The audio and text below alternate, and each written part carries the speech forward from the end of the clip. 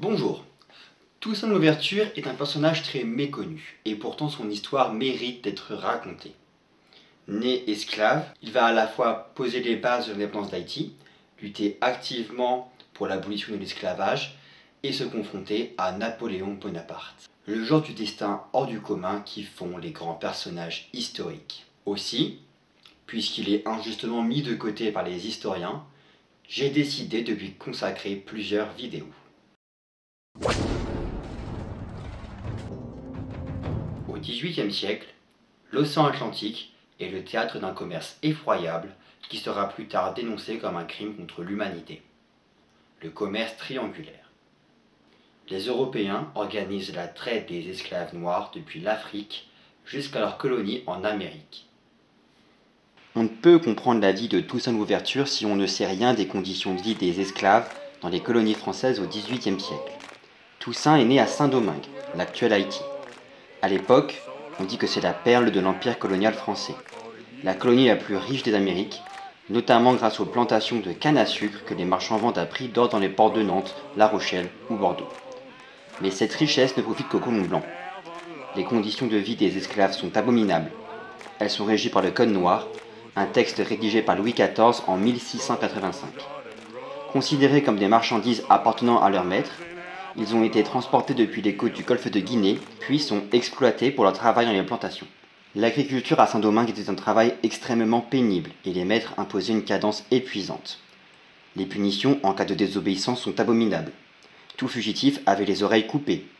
Sa jambe lui était amputée à la deuxième tentative et il était tué à la troisième. Les propriétaires des esclaves ont tous les droits de les enchaîner, de les fouetter. Certains noirs parviennent à échapper à cette condition d'esclaves. Certains sont nés libres parce qu'ils sont métis, des enfants illégitimes de propriétaires blancs. D'autres arrivent à s'en sortir grâce à leur talent et à leur intelligence, comme Toussaint Louverture. Sur l'île, il y avait 40 000 blancs et 30 000 métis descendants des blancs et qui possédaient eux aussi des terres. Mais s'ils sont nés libres, les métis n'ont pas les mêmes droits que les blancs et leur doivent obéissance. Il y a en plus 40 000 noirs affranchis et environ 500 000 esclaves. La société coloniale du XVIIIe siècle est fondée sur cette distinction en fonction de la couleur de peau et sur la discrimination inscrite même dans les lois. Toussaint Louverture était d'abord né esclave. Il travaillait comme cocher dans une plantation du nord de l'île où il finira par être affranchi en 1776. Une fois libéré de sa condition d'esclave, il se lance dans les affaires grâce à quelques relations aux États-Unis. Il devient le propriétaire d'une petite plantation de café comportant 13 esclaves, parmi lesquels un certain Jean-Jacques. Il deviendra plus tard l'empereur des Salines, le premier dirigeant d'Haïti.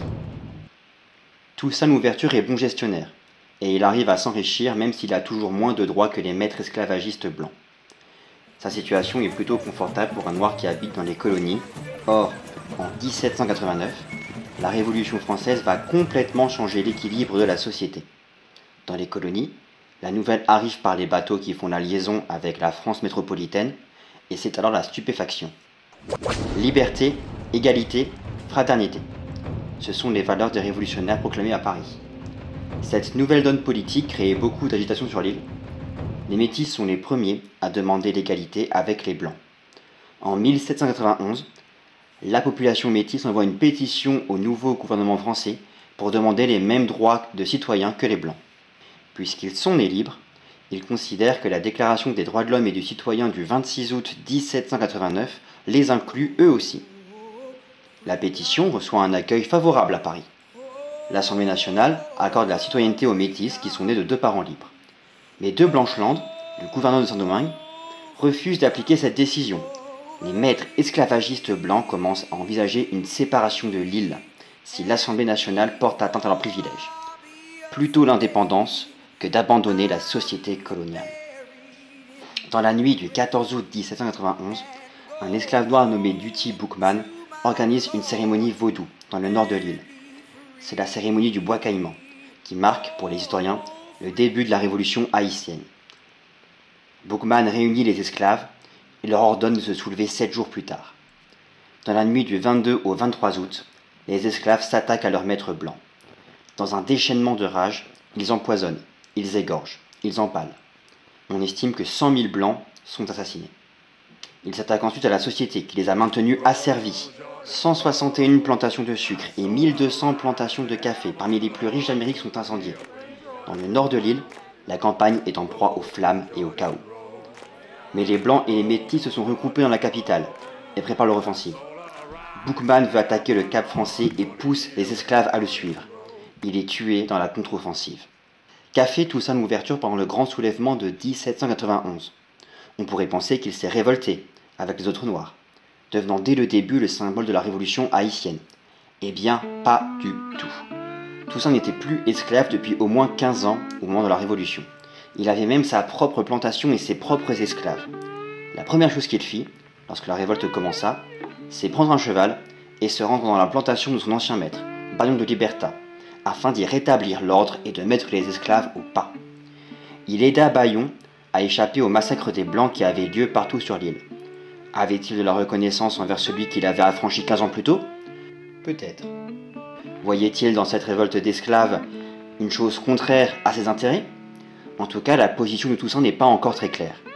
Mais la guerre d'indépendance d'Haïti ne fait que commencer. Les esclaves retranchés dans les montagnes au centre de l'île veulent chasser les Blancs de la capitale.